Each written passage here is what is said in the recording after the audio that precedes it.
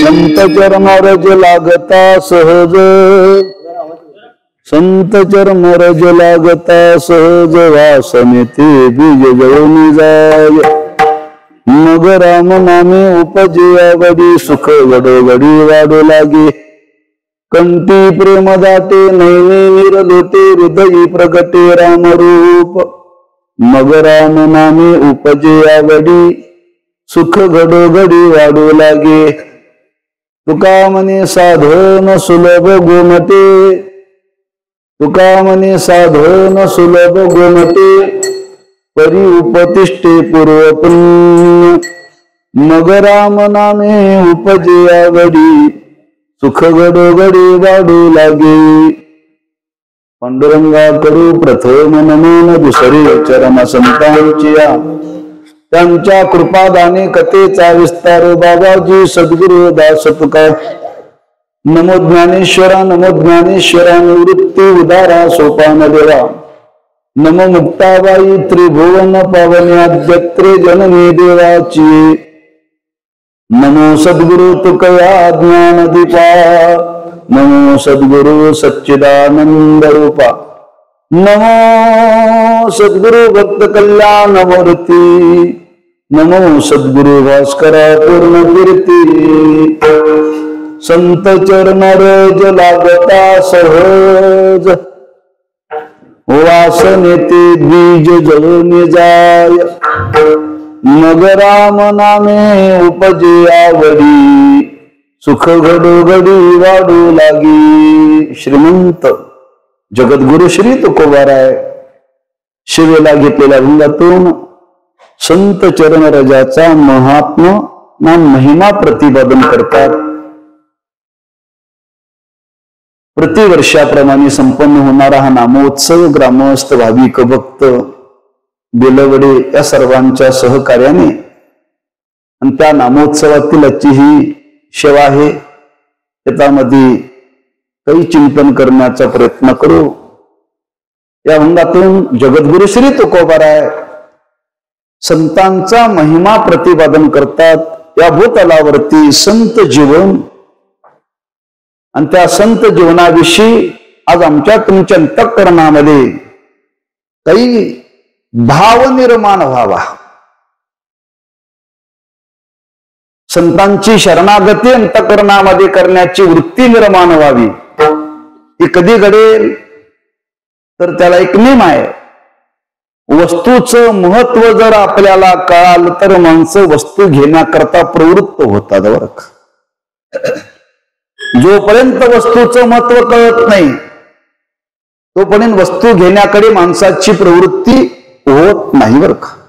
मग ते संत जीवन असेल, देवाचं जीवन असेल, नामाचं महात्म्य असेल, कोणत्याही क्षेत्राचा विचार करा, व्यवहारातला सुद्धा हाच विचार आहे। कोणती वस्तू जर आपल्याला जर स्वीकारायची असेल, घ्यायची असेल तर त्या वस्तूचं महत्व कळावं लागतं आणि ते वस्तूचं महत्व कळण्याकरता वस्तू विकणारा वस्तूची काय करतो, जाहिरात बर का लोकांनी वस्तू घ्यावी म्हणून, पण परमार्थामध्ये जाहिरात नाही बरं का। हा वास्तवता आहे। जाहिरात म्हणजे जशी वस्तू असे तशी त्या वस्तूचं स्वरूप असतं असं मात्र नाही बरं का। हा नसलेलं मोठेपण जिथं सांगितलं जातं त्याला म्हणतात जाहिरात, आणि असलेलं मोठेपण सांगितलं जातं त्याला म्हणतात महात्म्य। संत जीवनाचं महात्म्य समाजाला कळलं पाहिजे, संतांचा सहवास जीवनामध्ये घडला पाहिजे। कारण ज्ञानवर्णी वर्णन केले, आपल्याला प्राप्त झालेलं मानवी जीवन आहे। त्या मानवी जीवनाचा उद्धार कधी घडेल हो, जर संतांचा संग घडेल तर। संतांचा संग कधी घडेल, संतांचं महत्व कळेल तर। ज्ञानवर्णी वर्णन केले, साधूची संगती करो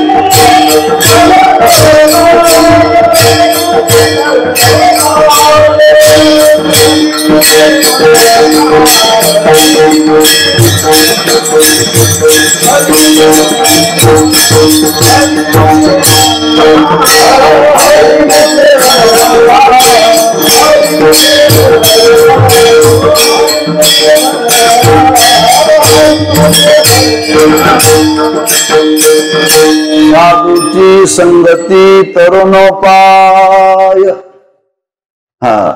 साधूची संगती ही आमच्या तुमच्या उद्धाराला कारण आहे बरं.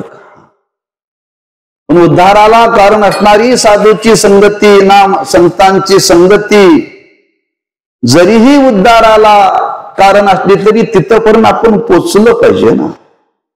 मग तिथपर्यंत पोचण्याकरता काय केलं पाहिजे? आपण तिथपर्यंत कधी पोचू? ज्या दिवशी महात्म्य कळेल त्या दिवशी. मग महात्म्य कधी कळेल? ऐकलं तर. ते कोणाच्या मुखातून ऐकलं पाहिजे? कोणाच्या तरी मुखातून ऐकून चालणार नाही बरं का. साधूचं महत्व सांगत असताना वेदाने सांगितलेलं आहे, शास्त्राने सांगितलेलं आहे, श्रुतीने सांगितलेलं आहे, स्मृतीने सांगितलेलं आहे, पुराणाने सांगितलेलं आहे बरं का. की जेणेकरून समाज हा संतांच्या जवळ गेला पाहिजे. किंबहुना हे कलियुग आहे. कलियुगामध्ये दोन गोष्टीला फार महत्व दिलेलं आहे. एक भगवत नामाला महत्व दिलेलं आहे आणि दुसरं संतांच्या संगतीला महत्व दिलेलं आहे. अधिक अधिक करून भगवंताच्या नामाचं उच्चारण जीवनामध्ये जेवढं करता येईल तेवढं करण्याचा प्रयत्न करावा, असं या कलियुगाचं महात्म्य. दुसरं वर्णन सांगितलेलं आहे असा कलियुगामध्ये साधूचा संग करण्याचा प्रयत्न करावा. का? तुम्ही अगदी मुंगीपासून ब्रह्मदेवापर्यंत जर पाहिलं तर सर्वांची जीवन जवळजवळ कलंकित आहेत बरं का. फक्त एक जीवन निष्कलंक आहे, साधूच. नमो ज्ञानेश्वरा निष्कलंका, जयाची गीतेची वाचिता टीका, ज्ञान होय लोका अतिभाविका ग्रंथार्थिया. त्या महात्म्यांचं जीवनच असं आहे. ते त्यांच्या जीवनाचा परिणाम त्यांनी लिहिलेली ज्ञानेश्वरी जर आपण वाचली तर आपल्याला कृपा होईल बरं का. पण त्या साधूचा संबंध आहे. म्हणून कलियुगामध्ये संग करायचा असेल तर कोणाचा तरी करण्यापेक्षा साधूचा संग करावा. त्रिवार विशेषत्व सांगितलेलं आहे.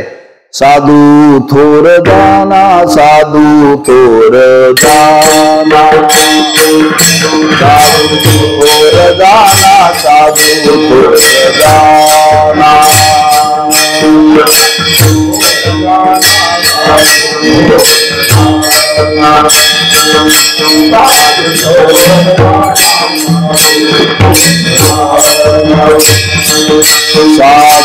थोर दाना, साधू थोर दाना, साधू थोर दाना, साधू थोर दाना.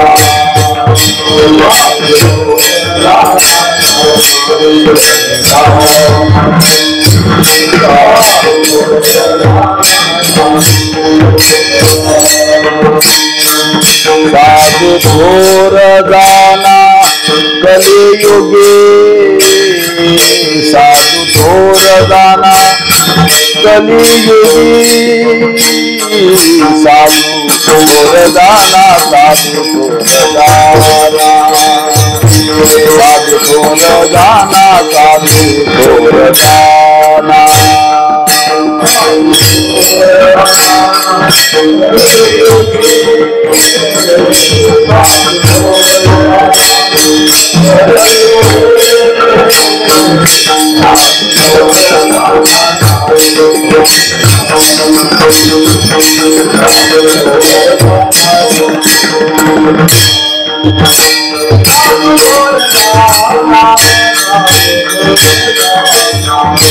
साधु थोर जाना, साधु थोर जाना,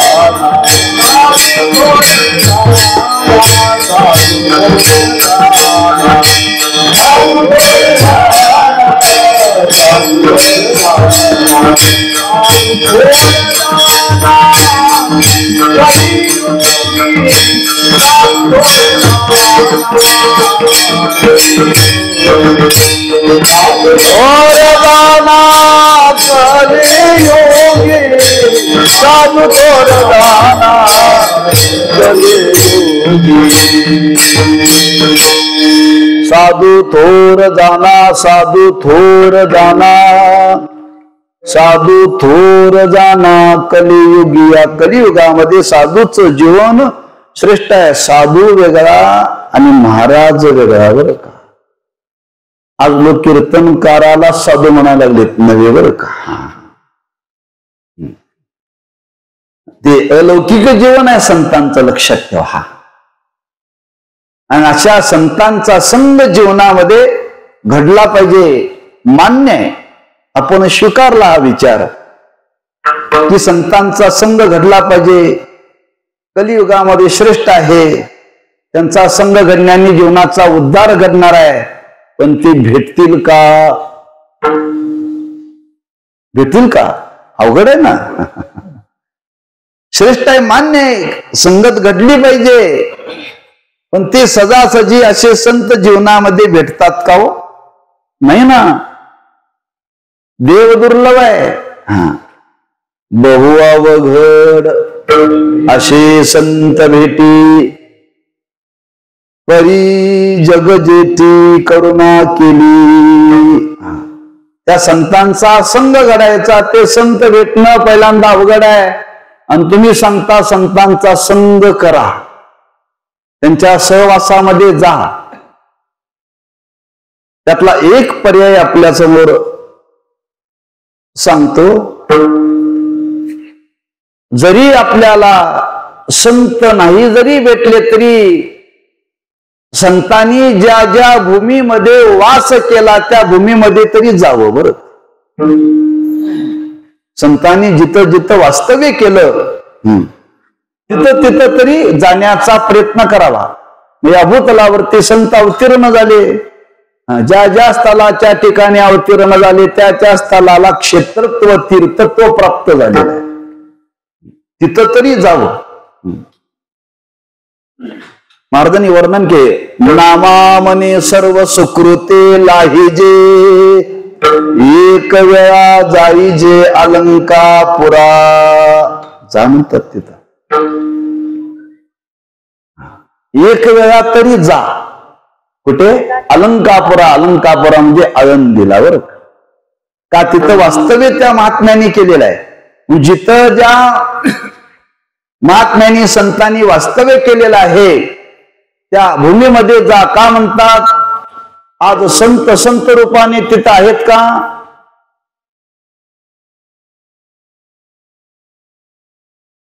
जर पाहायला गेलो तर संत रूपाने आपल्याला तिथं संत पाहायला मिळणार नाहीत, पण त्या संतांचे आजही रजकण त्या भूमीत आहेत बरं। त्या भूमीमध्ये आजही संतांचे रजकण त्या भूमीमध्ये आहेत। आणि त्या रजकणाचा संबंध जर आपल्या जीवनाशी आला तर आपल्या जीवनामध्ये त्याचा लाभ होईल, लक्षात ठेवा। वर्णन केलेलं आहे। जी व्यक्ती जिथं वास करते त्या व्यक्तीचे तिथे परमाणू पसरतात बरं का. आपल्याला अनुभव येऊन गेलेला आहे 4 वर्षापूर्वी कोरोनाचा. ज्या माणसाला कोरोना झालाय त्याच्या संगतीत गेल्यानंतर काय व्हायचं, बरोबर आहे ना. नुसतं संगतीत त्याला स्पर्श करायची गरज नाही, त्याच्या शरीरातले अणू, त्याच्या शरीराभोवती असणारे त्याचे अणु परमाणू, त्यांचा संबंध आपल्या जीवनाशी आला की आपल्यालाही कोरोना होतो ना, रोग होतो. म्हणजे त्या कणामध्ये सामर्थ्य बरं का. म्हणून विचार करा, जर त्या अणूने परमाणूने जर रोग होतो तर संतांच्या परमाणूने रजकणाने उद्धार होणार नाही का? विरुद्ध बरं का, लक्षात ठेवा. म्हणजे त्या संगतीने संसर्गाने रोग होऊ शकतो, तसं संतांच्या रजकणाने माणसाचं जीवन बदलतं. त्याच्या पुढे वर्णन केले महाराजांनी. अहो, संत ज्या मार्गाने गेले त्या मार्गाने जात असताना संतांचा वारा जरी आपल्या जीवनावरती शरीरावरती आला तरी परिणाम करतो बरं का. आला शीतल शांतीचा वारा,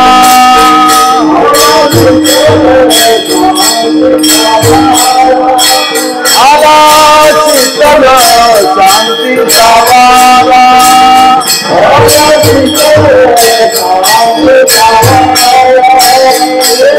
सुख झाले शरीरा,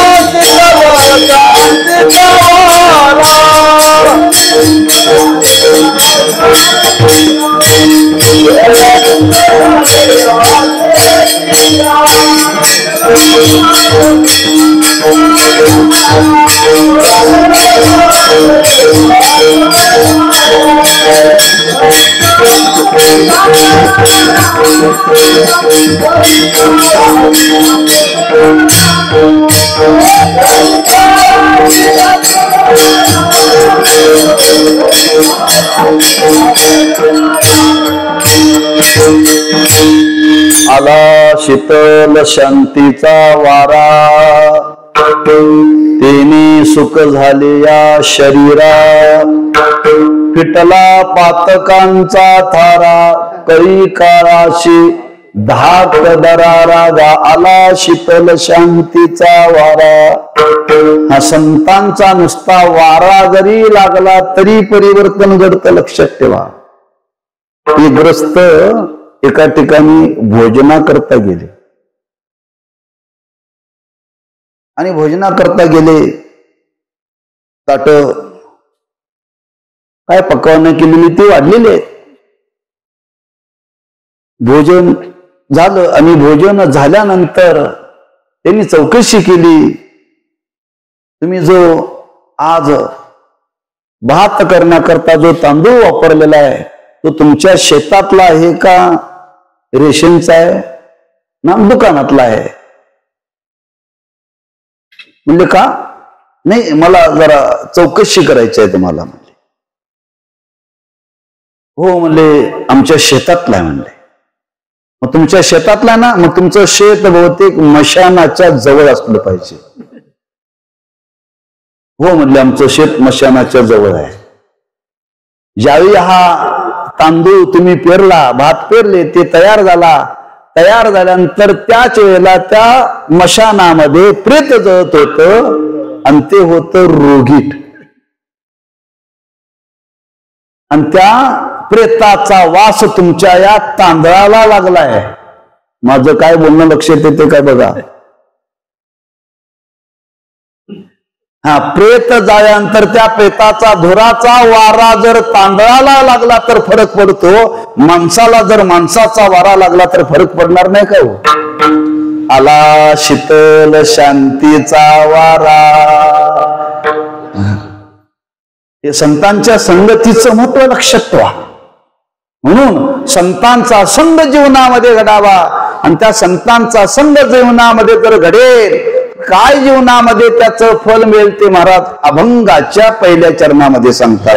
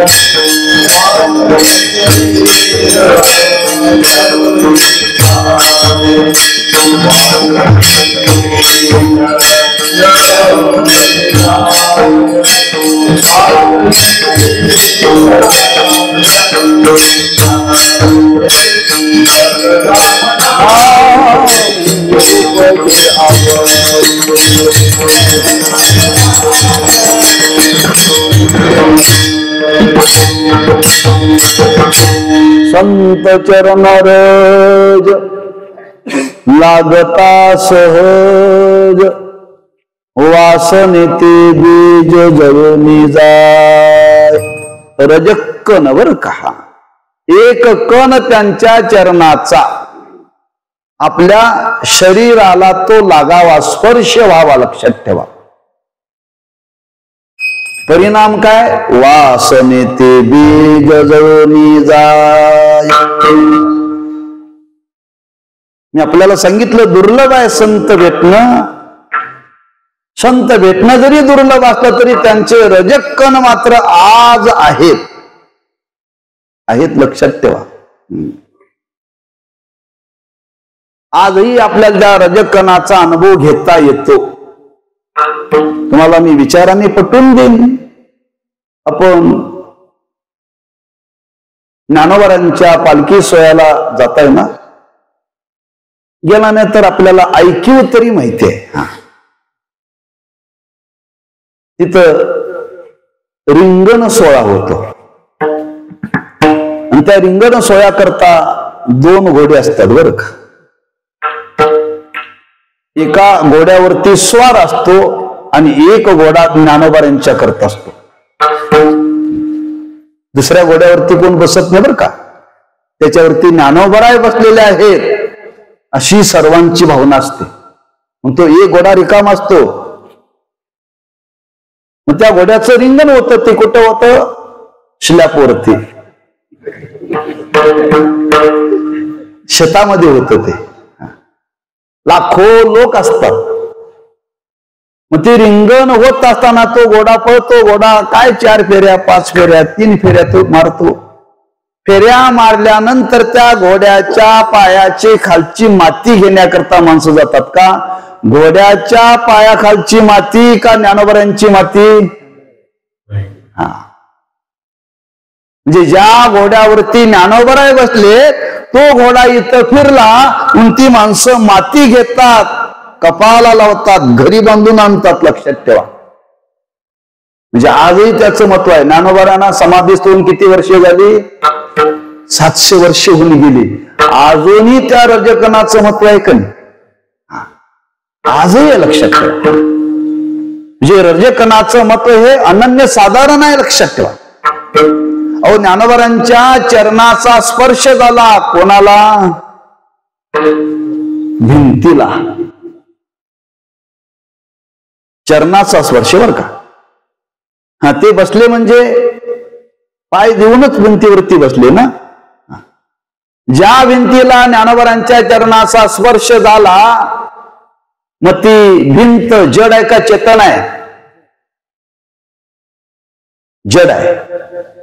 चालविली जड भिंती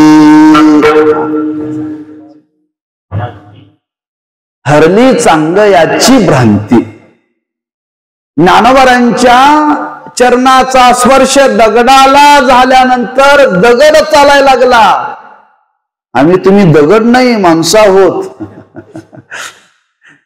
जर ज्यांच्या चरणाचा स्पर्श झाल्यानंतर जर दगड भिंत चालते तर आमच्या तुमच्या जीवनाला त्या संतांच्या चरणाचा रजकणाचा संबंध आला तर आमच्या तुमच्या जीवनाचा उद्धार नक्की होईल बरं का.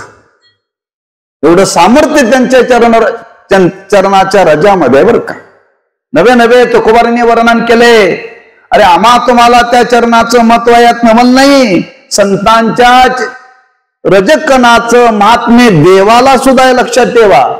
देव इच्छे राजा, देव इच्छे राजा, चरणेची माते, चरणेची माते.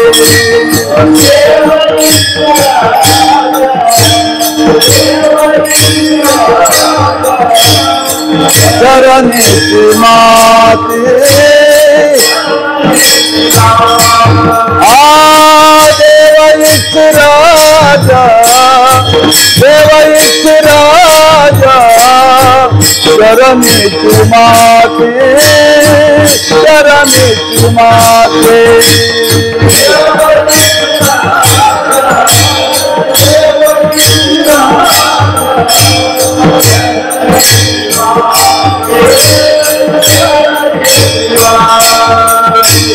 धावत चालती मागे मागे, मागे मागे, मागे मागे, मागे मागे,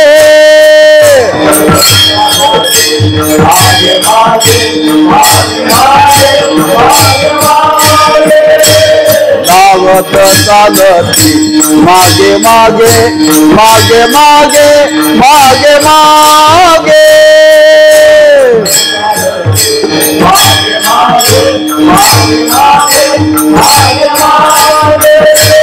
दयाच्या चिंतने, दयाच्या चिंतने करतील दोषी, करतील दोषी. दयाच्या चिंतने, दयाच्या चिंतने करतील दोषी, करतील दोषी.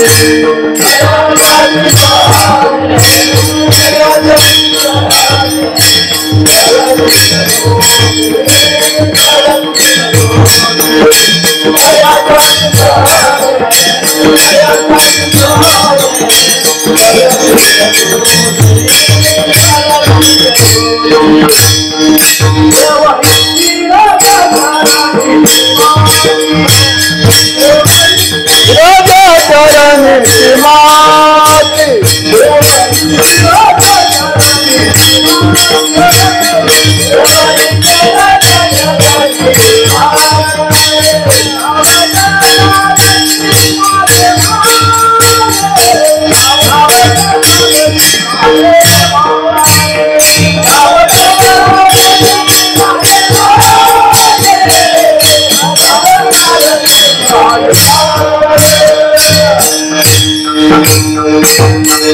देव इच्छिरज चरणीची माती चरण रज लागता सहज. देव इच्छिरज चरणाची माती अपेक्षा करतात देव. आणि तुकोबरा आम्हा तुम्हाला सांगता संत चरण रज लागता सहज वासने ते बेज जळून जाय. कुणी प्रश्न आणखी करेल बरं. पण या अलीकडच्या युगामध्ये तर्क करणाऱ्याची संख्या फार आहे बरं. करायचं काय नाही पण तर्क फार करायचा बरं.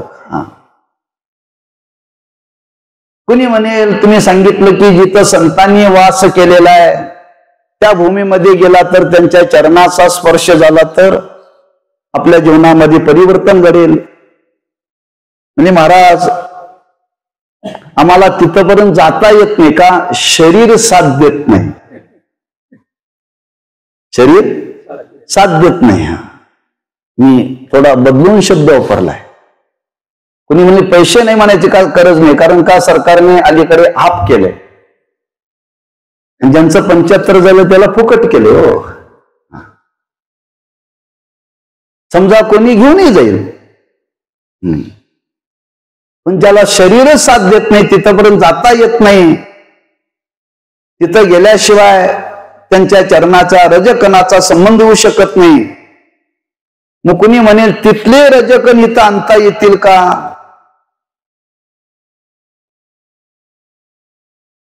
आणता येतील, पण त्यातला एक भाव आपल्यासमोर प्रगट करतो. आज संतांच्या जीवनाचा विचार केला तर संतांचं जीवन फार मोठं विशाल आहे बरं. फार विशाल आहे. इतका विशाल आहे, इतकं विशाल आहे. त्यांच्या जीवनाला सागराची उपमा दिलेली आहे. ज्ञानाचा सागर सखा माझा ज्ञानेश्वर. मग ज्ञानाचा सागर आहे आणि त्या ज्ञानाच्या सागरातला एक रजकण म्हणजे एक हरिपाठ बरं. त्या ज्ञानाच्या सागरातला एक रजकण म्हणजे त्यांची अभंग गाथा. त्यांच्या ज्ञानाच्या सागरातला एक रजकण म्हणजे एक ज्ञानेश्वरी. एक त्यांच्या ज्ञानातला सागरातला एक रजकण म्हणजे अमृतानुभव चांगदेव 65. त्यातला एकच घ्या आपल्याला, फक्त हरिपाठ घ्या. त्यांचं जीवन एवढं विशाल आहे, एवढं विशाल आहे. एक रजकण म्हणजे एक हरिपाठ नावाचा ग्रंथ आहे. त्यांचं जीवन किती विशाल असेल पहा.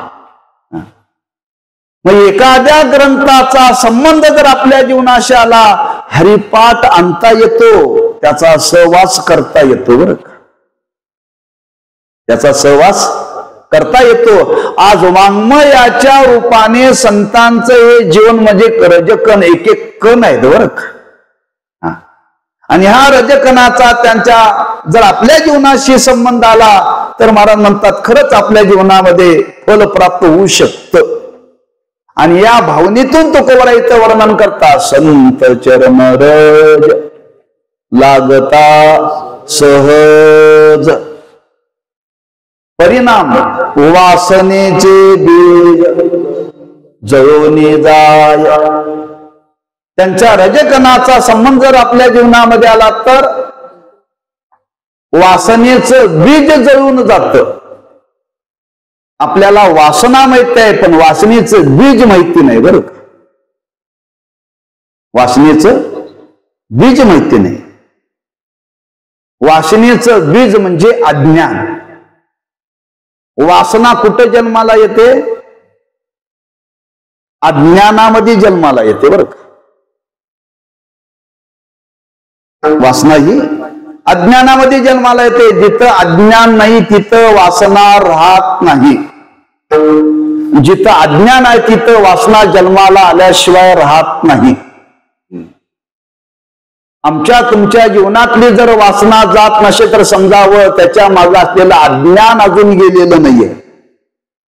अज्ञान गेलेलं नाही. हा अज्ञानामध्ये ती वासना जन्माला येते. म्हणजे वासनेला जन्म जर कोण घालत असेल तर अज्ञान. पुढचं ते वर्णन आहे. वासना जन्माला घालते ते पुढचं वेगळं आहे बरं का. पण वासना जन्माला येण्याचं कारण काय असेल तर अज्ञान. त्या अज्ञानामुळे वासना जन्माला आली. ज्या पदार्थाचं आपल्याला ज्ञान नाही त्या पदार्था संबंधातून वासना जन्माला येते बरं का. वासना जन्माला येते.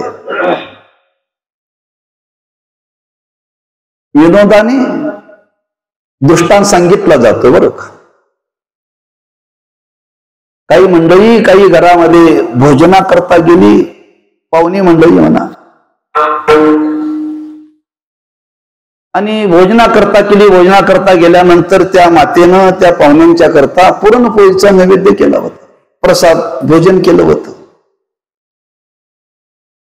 आता तो स्वयंपाक करत असताना त्या मातेला एक लहान मूल होतं. आणि स्वयंपाक करता करता त्या मातेला उठता नाही. पण त्या मुलाने, कारण मुलाचं वर्णन केलंय शास्त्रामध्ये. शिशु कोणाला म्हणतात? तो शिशु म्हणजे लहान. त्याला शी आणि शू हे कुठं करावं कळत नाही त्याला म्हणतात शिशु. ते घरातही करतंय देवळातही करतंय आणि त्याला काही ज्ञानच नाही त्याचं. हो, ते कुठेही करत. मग ते स्वयंपाक करत असताना त्या मुलाने त्या मातेच्या शेजारी शी केली. हो, त्या मातेने विचार केला आता हे स्वयंपाक करायला हे काढावं गं, त्याच्यापेक्षा त्याच्यावरती टोपलं झाकावं. टोपलं झाकलं, स्वयंपाक केला पूर्ण. लगेच जेवायला वाढलं. जेवायला वाढता वाढता ते टोपल्याच्या खालचं काढायचं राहिलं बरं का. जेवायला बसलेली माणसं म्हणायला लागली मावशीनं सगळं वाढलं पण टोपल्याच्या खालचं वाढलं नाही.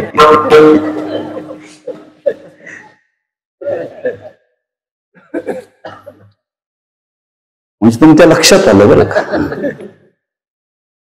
टोपल्याच्या खाली काय आहे हे त्या मातेला ज्ञान होतं पण जेवणाऱ्याला ज्ञान नव्हतं.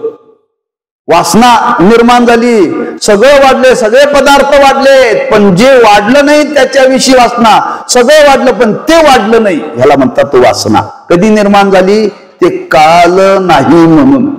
हा, म्हणजे अज्ञानामध्ये वासना जन्माला येते बरं का. मग अज्ञानामध्ये वासना जन्माला होते.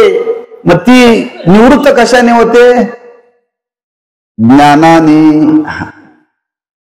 एक सिद्धांत आहे, ज्याच्या अज्ञानाने जे भासतं ते त्याच्याच ज्ञानाने निवृत्त होतं, असा सिद्धांत आहे शास्त्राचा. मी काय म्हटलं वाक्य लक्षात ठेवा. जे ज्याच्या अज्ञानाने भासतं ते त्याच्याच ज्ञानाने निवृत्त होतं. त्याला दृष्टांत दिलेला आहे. तुम्ही रस्त्याने जाता जाता संध्याकाळी दोरीवरती तुम्हाला सर्प भासला. दोरीवरती सर्प भासला. सर्प भासला पण सर्प नाही हे कधी कळालं? दोरीचं ज्ञान झाल्यावर. म्हणजे दोरीच्या अज्ञानामध्ये सर्प भासला आणि दोरीच्या ज्ञानाने तो गेला का मारावा लागला? ज्ञानाने गेला. म्हणजे ज्याच्या अज्ञानाने भासतं ते त्याच्याच ज्ञानाने निवृत्त होतं. तशी वासना आहे. ही वासना आज आपल्या जीवनामध्ये का निर्माण झाली? अज्ञानामुळे. कोणतं अज्ञान हो? दोन प्रकारचं अज्ञान सांगितलं. एक स्वस्वरूपाविषयी अज्ञान आणि एक विषय स्वरूपाविषयी असलेलं अज्ञान. आज आम्हा तुम्हाला विषयाचं पूर्ण ज्ञान नाही म्हणून विषयाविषयी वासना आहे. विषयाविषयी वासना आहे, फार जबरदस्त वासना आहे. का आपल्याला विषयाचं स्वरूप कळालेलं नाही. लक्षात ठेवा, विषयाचं स्वरूप जर आपल्याला जीवनामध्ये जर कळेल तर वासना शिल्लक राहणार नाही. बरं का, वासना शिल्लक राहणार नाही. म्हणून त्या विषयाच्या अज्ञानामध्ये वासना राहते. कहण्याकरता दृष्टांत देतो आपल्याला. पूर्वीच्या काळामध्ये पायी प्रवास करायची मंडळी, वाहनाची व्यवस्था नव्हती आणि प्रवास करता करता सूर्यास्त जिथं झाला त्या गावात मुक्काम करायचा. बरं, मी ग्रस्त प्रवासाला निघाले होते. प्रवास करता करता एका गावामध्ये आले, सूर्यास्त झाला, त्या गावामध्ये मुक्कामाला. मग कुठं राहायचं? प्रत्येक गावामध्ये मंदिर असायचं किंवा धर्मशाळा. त्या मंदिरामध्ये माणसं संध्याकाळी थांबायची. थांबल्यानंतर गावातली मंडळी संध्याकाळी जायची. कोणी प्रवासी मंदिरामध्ये आलाय का चौकशी करण्याकरता. आलेला असेल तर त्याला जीव घालायचा. असा हा प्रवासी प्रवासाला चालला होता. त्या मंदिरामध्ये मुक्कामाला थांबला. गावातले ग्रस्त गेले, कोणी आलेत का पाहिलं तर एक सदग्रस्त आलेले आहेत. कुठून आला, कुठे चालला, सगळी चौकशी केली आणि सांगितलं माझ्या घरी भोजनाकरता चालला. ठीक आहे म्हणले, येतो. तुम्ही स्वयंपाक करा, माझं नित्य मावरला की मी येतो. हे ग्रस्त घरी गेले, स्वयंपाक केला. स्वयंपाक करून झाल्यानंतर बोलवण्याकरता आले आणि बोलवण्याकरता आले आणि आल्यानंतर गेले, त्याच्या घरी गेले. काय जो व्यवहार होता तो अतिथीचा व्यवहार झाला. आत बसण्याकरता आसन टाकलेलं आहे, ताटं वाढलेले आहेत. जेवायला बसणार त्याची पत्नी वाढण्याकरता काही पदार्थ वाढण्याकरता आली आणि पदार्थ वाढण्याकरता आल्यानंतर ह्या गृहस्थाचं लक्ष त्या ज्या यजमानाकडे गेला होता त्या पत्नीकडे लक्ष गेलं आणि पत्नीकडे लक्ष गेल्यानंतर हा अचानक म्हटला मला जेवायचं नाही. उठून निघाले, परत मंदिरामध्ये आले. यांनी विचार केला आपल्या घरी आपण अतिथी जेवणाकरता बोलवला, पाटावरती बसलेली निघून गेले, काय घडलं म्हणून त्यांची समूद घालण्याकरता गेले. म्हणजे काय पदार्थ कमी आहेत का? तुमच्या आवडीचे काय पदार्थ नाहीत का? माझ्या पत्नीने केलेला स्वयंपाक तुम्हाला तो काय आवडण्यासारखा नाही का? म्हणजे यातलं काहीच होणं नाही म्हणले, सगळं व्यवस्थित आहे म्हणले.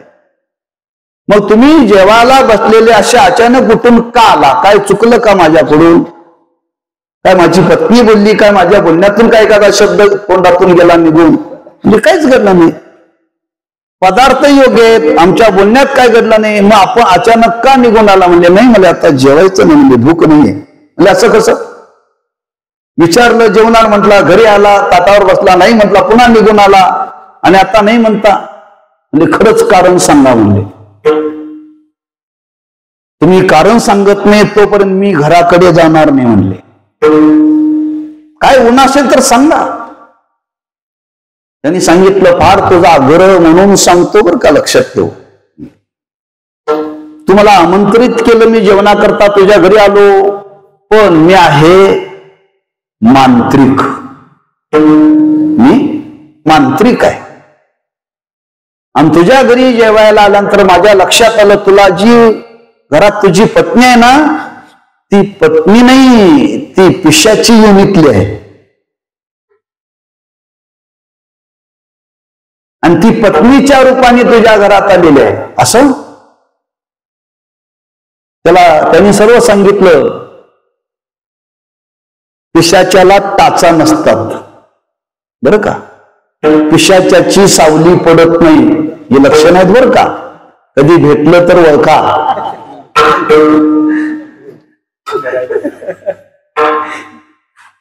बोलू नका, त्याच्या नादाला लागू नका, फक्त ओळखा आणि बाजूला जा. त्यांनी सर्व लक्षणं सांगितली, त्याला ती पटली. आणि पटल्यानंतर त्यांनी सांगितलं, हो म्हणले तुम्ही सांगता ते अगदी बरोबर आहे, योग्य म्हणले.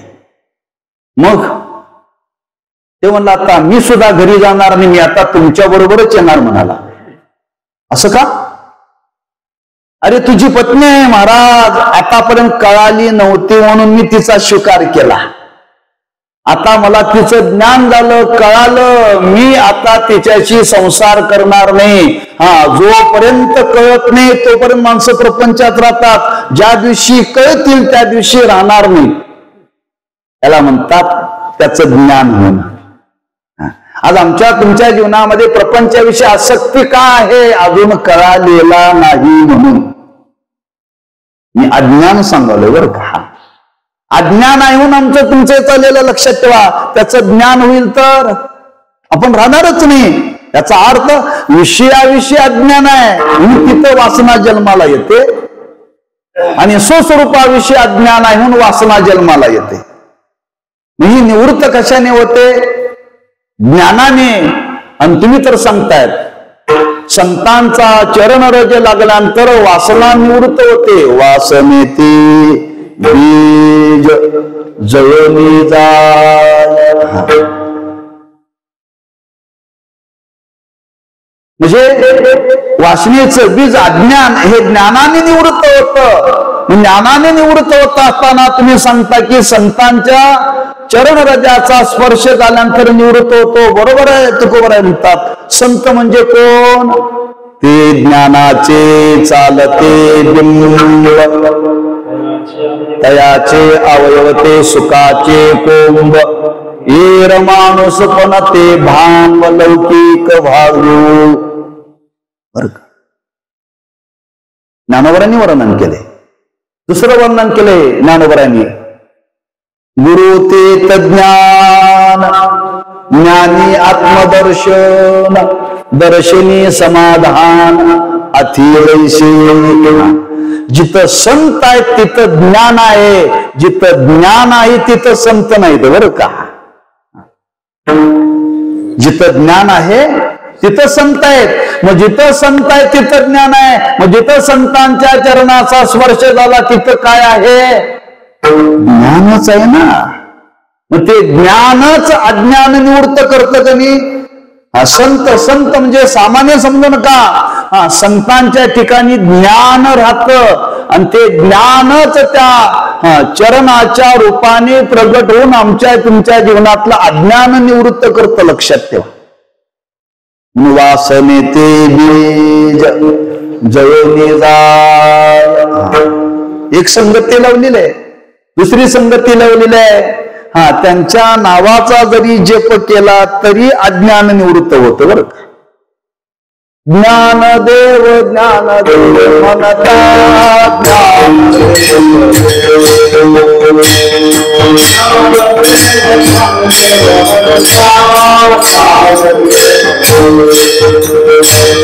ज्ञानदेव म्हणता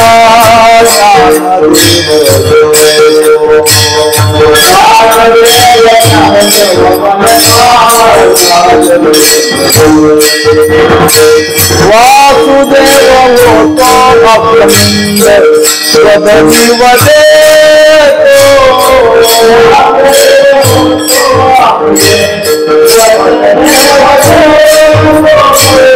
वासुदेव होतो अखंड स्वधनी वदे.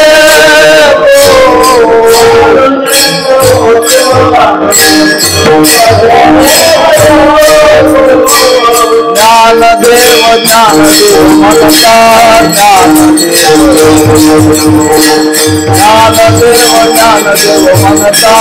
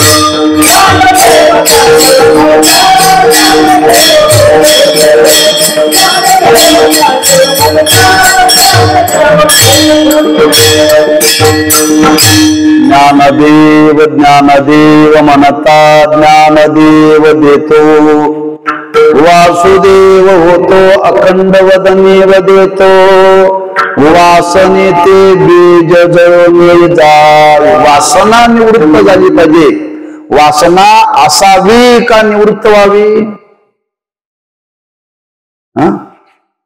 निवृत्त व्हावी आम्ही तुम्ही जन्माला का आलो वासना शिल्लक राहिली म्हणून वासना शिल्लक राहिली म्हणून आता प्रश्न आहे वासनेमुळे आपल्याला जन्म घ्यावा लागला जन्म घेतल्यापासून आतापर्यंत चांगलं झालं का वाईट झालं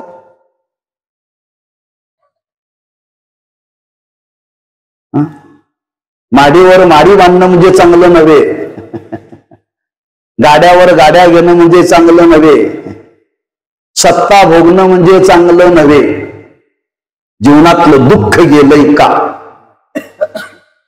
जीवनातलं दुःख गेलंय का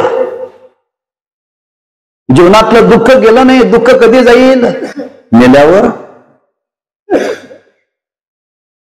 मेल्यावर जाईल का अहो मेल्यानंतर दुःख जात नाही पुन्हा वासना शिल्लक राहते ना पुन्हा वासना शिल्लक राहते पुन्हा वासना शिल्लक राहते राहिलेली वासना शिल्लक ती भोगण्याकरता पुन्हा जन्माला यावं लागतं पुन्हा जन्माला आल्यानंतर पुन्हा माणसं काहीतरी उद्योग करतात उचापत्या करतात पुन्हा जीवन जगता जगता जगता पुन्हा शेवटी वासना शिल्लक राहते पुन्हा वासना शिल्लक राहते पुन्हा जन्म घ्यावा लागतंय कुठेपर्यंत जोपर्यंत सृष्टीचा प्रलय होत नाही असंच चालायचं बरं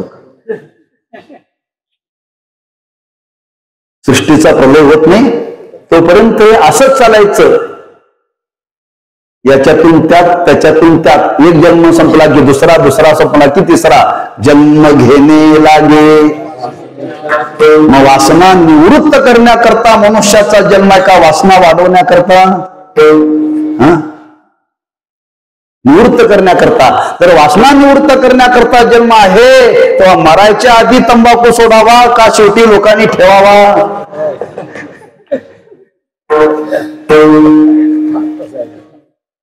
लोक म्हणतात कावळा शिवना बहुतेक त्यांच्या आवडीचं ठेवायचं वगैरे वगैरे वगैरे म्हणजे वासना शिल्लक राहिली की कावळा शिवत नाही बरोबर आहे ना अशी अवस्था निर्माण व्हावी वासना शिल्लक राहू नये वासना शिल्लक राहू नये मग ती वासना निवृत्त व्हावी असं जर वाटत असेल तर तुकोबाराय म्हणतात एक प्रयत्न करा ना संतांचा संग करा ना संतांचा संग करा संतांचा संग जर जीवनामध्ये केला तर महाराज म्हणतात वासना शिल्लक राहणार नाही कारण संतांच्या संगतीत आपण जर गेलो तर संत आपल्याला काय देतात ज्ञान देतात आणि ज्ञान दिलं की घडतं काय ब्रह्मरस दयासी पावली ब्रह्मरस दयासी पावली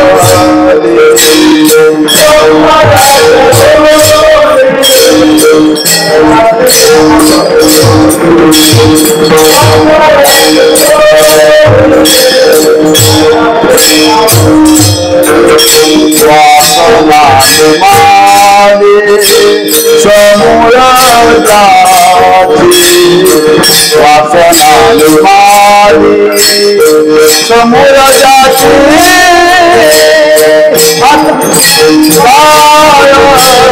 अखंड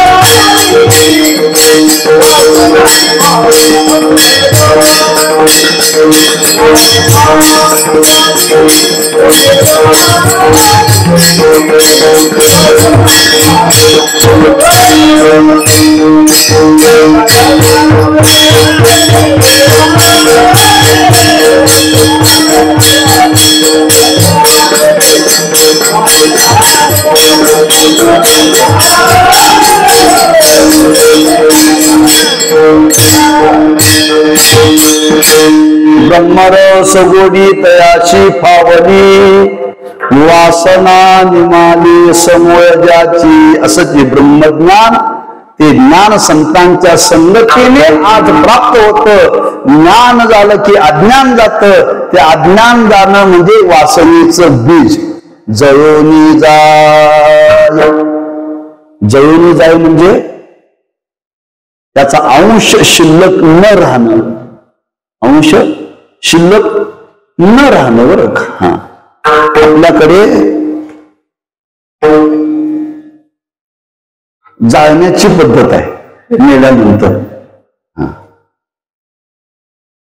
जसा त्या व्यक्तीचा संबंध असेल तसे लोक गोळा होतात, त्याला घेऊन जातात, विधी करून त्याला अग्नी देतात. अग्नी दिल्यानंतर सगळे निघून येतात, पण माझं चार शिल्लक राहतात बरं का. याची राख होत नाही तोपर्यंत ती थांबतात. राख होत नाही तोपर्यंत.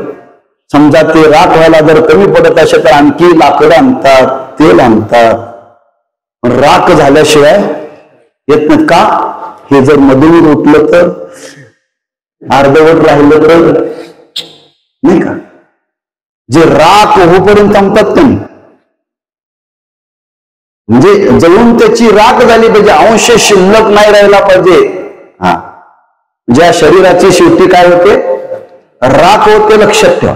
म्हणजे अंश शिल्लक राहत नाही. लोक म्हणतात आता हा गेला बरं का, काय संबंध राहिला नाही. त्या कोरोनाच्या काळामध्ये जाळायला सुद्धा परवानगी जवळ जाण्याची कोणाला नव्हती. जाता जाता कोणाला जर त्याचं काय इन्फेक्शन जर झालं तर, कोणाचा बाप गेला पण जावं कोणी, स्वयंसेवकांनी जावं, पोरांनी जावं नाही बरं का. लांबून बघायचं तुमच्या बापाला जावालेत, संसर्ग होईल. जळोनी जाय शब्द वापरलाय. जळोनी जाय म्हणजे त्याची राख होय, राख होय या शब्दाचा अर्थ की त्याला शास्त्रामध्ये आत्यंतिक निवृत्ती म्हणतात. एकदा जळून राख झाली की पुन्हा त्याच्यामध्ये त्याची उत्पत्ती नाही.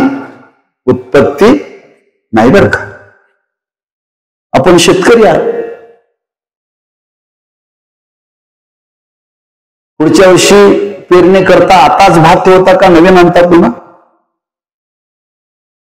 आहे का नाही. शेती भात करतात ना, सोडून गेले ऊसच सगळा. मग भाता करता जे बियाणं ठेवलं जातं या वर्षीचं ठेवलं जातं का पुढच्या वर्षी नवीन आणताय. मला माहिती नाही, आमची शेती नवीन तुम्हाला विचारते. हो, मी ठेवता का आणताय सांगा ना, बोला की म्हणजे मला पुढे जायला बरं ना. ठेवता, नाही ठेवले तर विकत आणता. हा, बी आणताय बरोबर ना. मग ते सोयाबीन असेल, शेंगा असतील, भात असेल, पुढच्या वर्षी मी तुम्हाला पेरायला भात देणार बरं का. पण देताना मी भाजून देणार. काय देणार, भाजून देणार. लागल तेवढं बी तुम्हाला देणार, पण भाजून देणार. तुम्ही म्हणा फुकट दिलं तरी नको, फुकट दिलं तरी नको का, भाजलेलं उगवत नाही. भाजलेलं उगवत नाही. भाजल्यानंतर तो त्याचा उत्पन्न होणारा अंकुर आहे ना, तो अंकुरच जळालेला असतो, त्यामुळे ते अंकुर येत नाही त्याच्यामध्ये बरं का. म्हणजे भाजलेलं बी उगवत नाही, बरोबर आहे ना. भाजलेलं बी जर उगवत नाही तर वासनेचं बीज जळून गेल्यानंतर वासना पुन्हा शिल्लक राहील. जन्म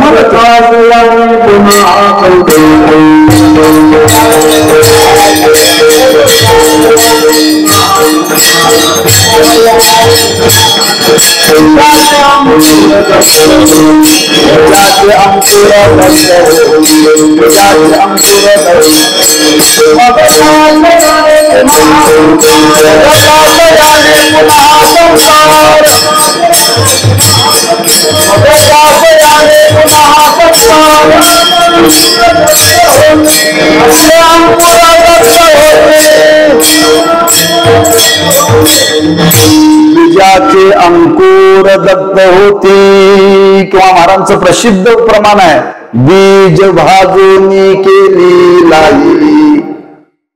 तुका म्हणे पुन्हा काय, आम्हा जन्म मरण नाही. एकदा बीज भाजलं की त्याचं अंकुर निवृत्त होतो. कारण म्हणतात वासनेचं बीज आहे अज्ञान, आणि ते अज्ञान रूपी बीज ज्ञानाने निवृत्त होतं. आणि असं ज्ञान म्हणजे चालतं बोलतं संतांचं जीवन आहे, त्यांचे ग्रंथ आहेत. एखाद्या त्यांच्या त्या ग्रंथाचा रजकणाचा संबंध आपल्या जीवनामध्ये आला तर महाराज म्हणतात वासना शिल्लक राहणार नाही, वासने ते बीज जळून जाय. कोणी म्हणलं वासना गेली कशावरून ठरवायचं, वासना गेली कशावरून ठरवायचं, त्याची संगती तुकोबरा अभंगाच्या दुसऱ्या चरणात सांगतात.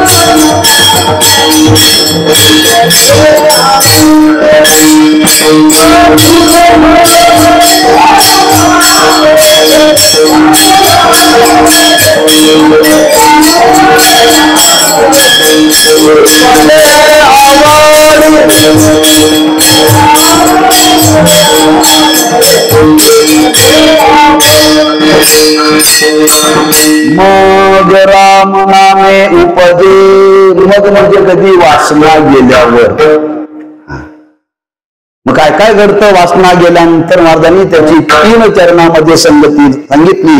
मग राम नामी उपजे आवडे, सुख घडोघडी वाढो लागे, कंठी प्रेम दाते, नैनी निरलोते, हृदयी प्रगते, रामरूप तुका म्हणे साधन सुलभ गुणते, परी उपतिष्ठे पूर्व पुण्य. मग राम नामे उपजे आवडी, सुख घडोघडी वाढू लागे विठोबा.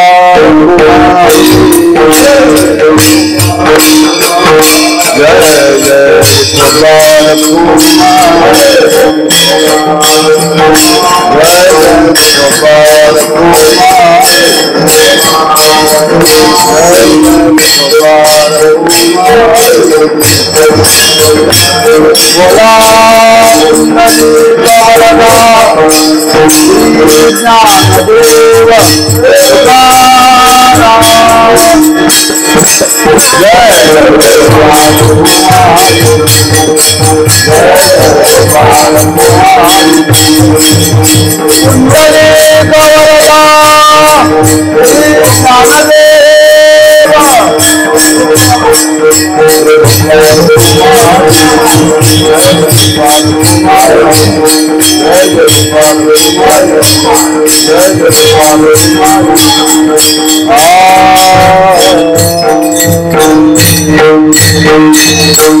रामनामे उपजे आवडी, सुख घडोघडी वाढू लागे. 10 मिनिटे शिल्लक आहे, 10 मिनिटात 3 चरणाचा भाव संपूर्ण चाल म्हणा बरं का.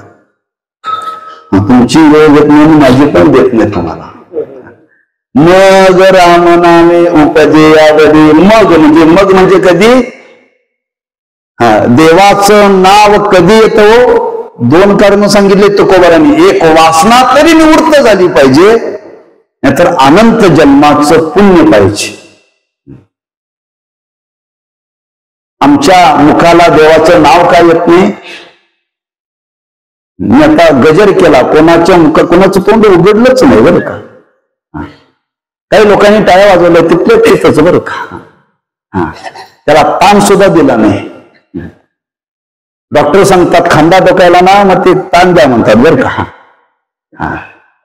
मध्ये भजनात का नाचायचं, 1 तास उभारलेलं असतो, ते उभारलेलं शरीर ताटलेलं असतं, ते मोकळं करण्याकरता नाचत, तरी माणसं तशीच उभी राहतात बरं का. काही संबंध आहे त्याचा, लक्षात ठेवा. उगाच काय कामं नाही म्हणून केलं नाही, त्याच्या मागे उद्देश आहे आरोग्याच्या दृष्टीनं बरं का. सांगण्याचा भाव आहे आपल्या मुखा वाटे भगवंताचं नाम कधी, मग राम नामे उपजे आवडी. लोक म्हणतात महाराज आम्ही परमार्थ करायचा ठरलाय, पण रिटायर झाल्यावर, रिटायर झाल्यानंतर म्हणजे सगळ्यातून मोकळं झाल्यावर, म्हणजे आता कुठलाच प्रतिबंध नाही, त्यावेळी आम्ही देवाचं नाव घ्यायचं ठरवलंय. तसं अंतःकरणातली वासना ज्या दिवशी निघून जाईल त्या दिवशी तुम्हाला नाव घ्या म्हणून सांगावं लागणार नाही. महाराज म्हणतात आपोआप मग उपजे शब्द वापरलाय. उपजे म्हणजे निर्माण होणं, जन्माला येणं. कधी आपलं अंतःकरण निर्वासन व्हावं लागतं. देवाचं नाव घेण्याकरता माणसं काय येत नाहीत, काय येत नाहीत कीर्तनाला माणसं. वासना आहे, वासना. ती वासना देवाकडे येऊ देत नाही. वासना बायको शेजारी, घरातली नव्हे, झगडा घाली मोठी दारू नती कीर्तनाला जायचं नाही. कोण? वासना रूपी बायको, घरातली नव्हे. घरातली एखाद्या वेळी म्हणजे लवकर जा कीर्तनाला, घर मोकळे होऊ दे, तरी ते म्हणते माझं घर आहे मी जाणार नाही म्हणतोय तो. वासना ही परमार्थाला प्रवृत्त होऊ देत नाही, लक्षात ठेवा. आज परमार्थ करणाऱ्यांची संख्या का वाढत नाही? वासना आहे माणसाच्या अंतःकरणामध्ये, आणि वासनेचा परिणाम माणसं ऐकण्याची इच्छाच होत नाही, लक्षात ठेवा. तुम्ही कुठेही जा, गाव मोठं असतं पण माणसं ऐकायला बोटावर मोजण्यासारखीच असतात. का वासना आहे, ती वासना जाऊ देत नाही बरं का. मी दोन्ही शब्द वापरा, मग राम नामे उपजे.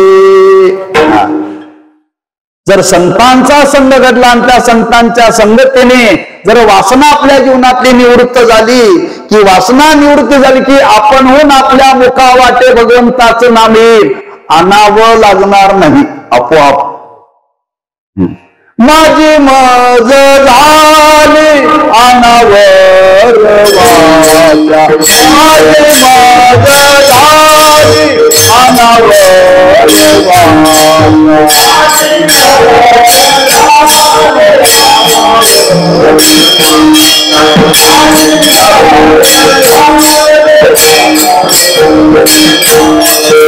चंद्रया नामाचा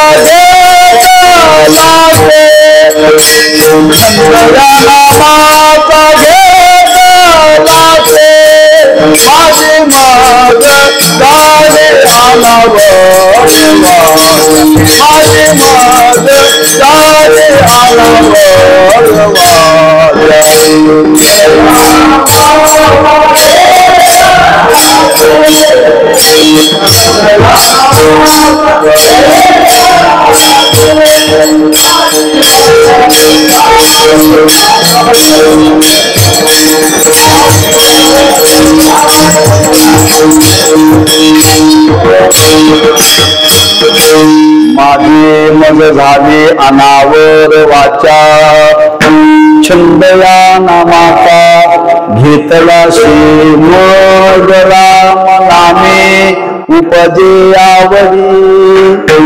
वासना निवृत्त झाल्यानंतर नाम नामाविषयी आवड निर्माण होते, आणि त्या राम नामाची आवड निर्माण होते. आणि ते राम नाम जर वाणीनं घ्यायला लागलो तर महाराज म्हणतात वाढ होते. कशाची? शुगरची नव्हे, सुख घडो घडी.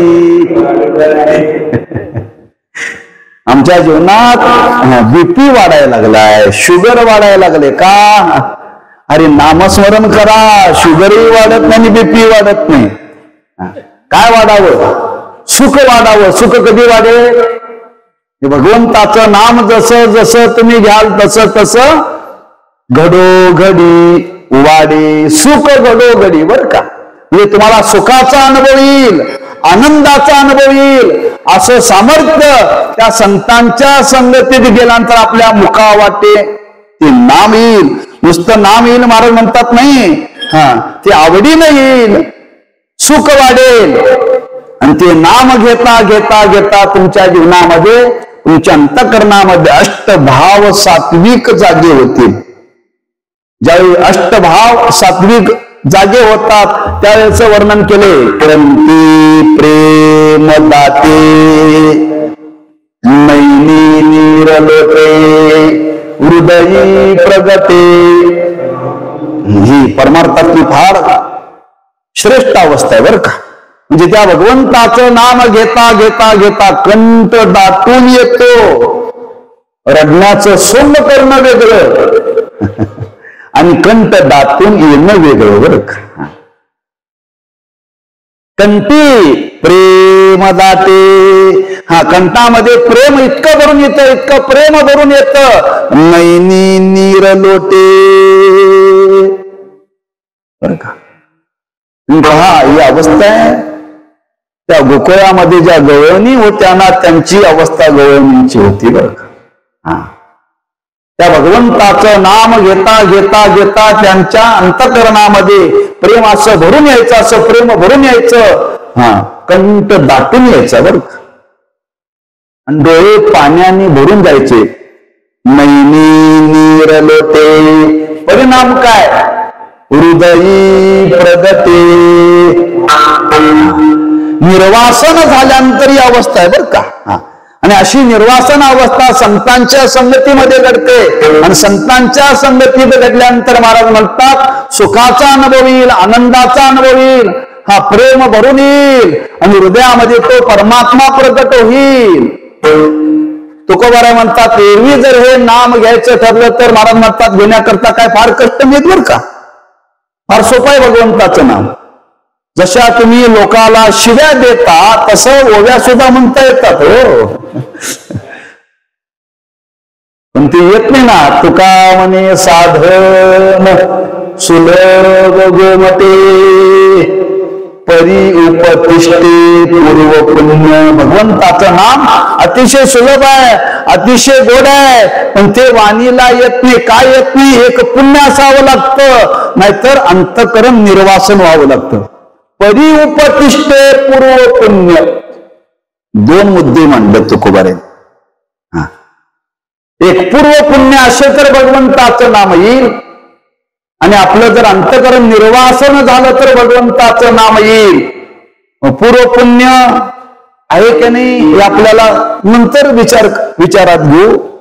पण संतांच्या सहवासामध्ये गेल्यानंतर आपलं अंतःकरण निर्वासन होईल, आणि निर्वासन झाल्यानंतर आपल्या जीवनामध्ये भगवंताचं नाम येईल. एवढं सामर्थ्य त्या संतांच्या संगतीमध्ये आहे. महाराज म्हणतात असा संतांचा संग जर जीवनामध्ये घडे तर आपल्या जीवनाचं परम कल्याण होईल. हा भाव मनी मानशी घेऊन येतं तुकोबाराय वर्णन करतात की संत चरण लागता सहज वासने ते बीज जळून जाय. ज्ञानेश्वर